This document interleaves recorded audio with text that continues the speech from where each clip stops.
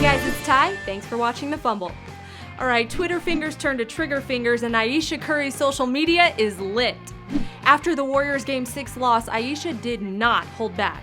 She tweeted this: "I've lost all respect. Sorry, this is absolutely rigged for money or ratings, I'm not sure which. I won't be silent, just saw it live, sorry."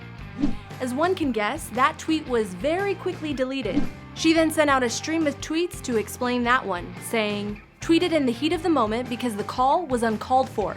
Police racially profiled my father and told him to remove his credentials and tried to arrest him.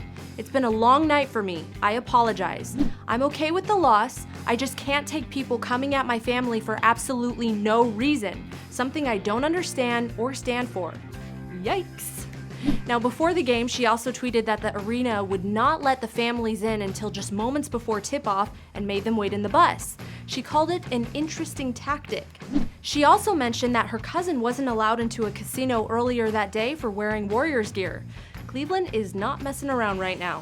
Now, Cavs went on to beat the Warriors 115-101. Game 7 is Sunday in Oakland. What do you guys think about what Ayesha said? Is the NBA rigged? Should she apologize? Comment below. For more sports news, visit us at obsev.com/thefumble and make sure to hit subscribe before you go.